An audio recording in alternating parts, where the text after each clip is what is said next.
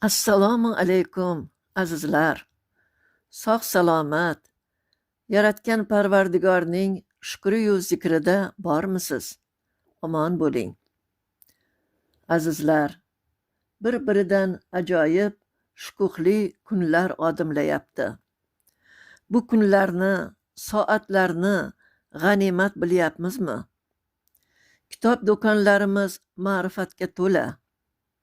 Undan bahra olyapmizmi? Ijtimoiy tarmoqlardan to'g'ri maqsadda foydalansak, bu bilim koni-ku.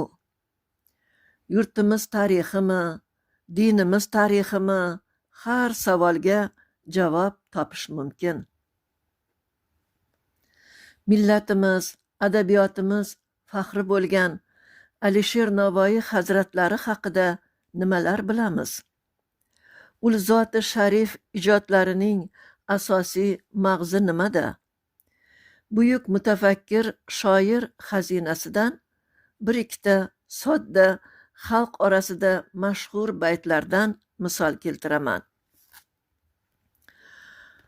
Odamiy ersang demagil odamiy, oniki yo'q xalq g'amidin g'ami.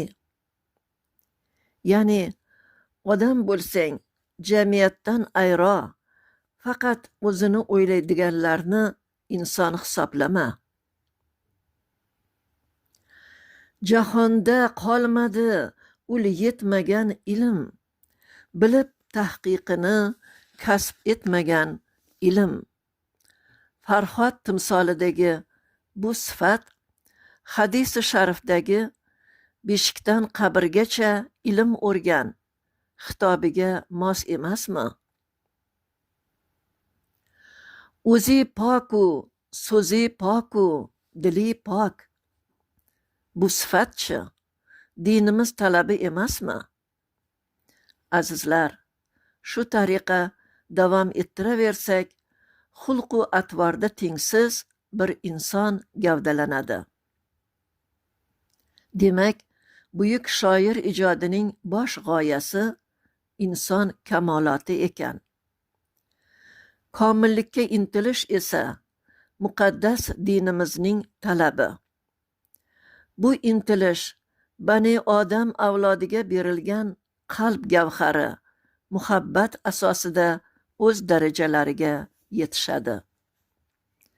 Navoiy ijodidagi komillikka yetaklovchi muhabbat o'z yaratuvchisiga, uning habibi bo'lmish buyuk payg'ambariga va Qur'oni Karim yo'riqlari bo'yicha ota-ona, qavmi qarindosh, qo'ni qo'shni, do'stu yor, jami insoniyat, jamiki jonzot va tabiatga bo'lgan muhabbatdir.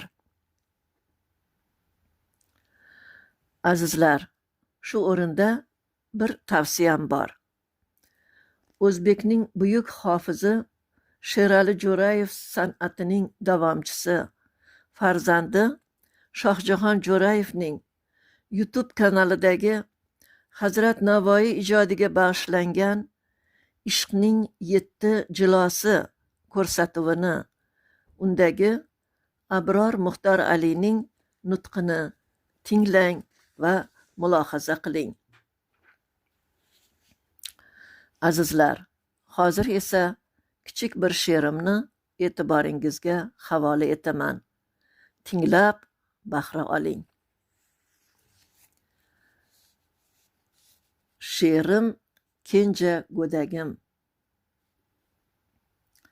She'rim, seni avaylab tabiatga o'rardim. Yaratgandan bezavol kamolingni so'rardim. Oy nuriyu quyoshning taftlariga yo'g'irib, poklash uchun maysaning shabnamidan terardim. Shamolni ravo ko'rmay shabada bilan yelpib, qushlarning chug'uridan ohang yasab berardim. Yalpiz islari ingan suvlarning salqinidan tashna bo'lsang hovuchlab mehrim qo'shib tutardim. soyapar bulutlardan boshingga qilib pana, so'ng muhabbat ertagin asta so'ylab berardim. Ha azizlar, aslida she'r ertaklar asosiga o'xshatish, jonlantirish, mubolag'a kabilar asosida yashiringan haqiqatdir. Bu haqiqatni topa bilish, anglay bilish, undan o'rni bilan ibrat olish, o'rni bilan tafakkur qilish, o'rni bilan zavqlanish baxti har kimga nasib bo'lsin. Yana she'r mulkida ko'rishguncha xayrlashaman. Omon bo'ling azizlar.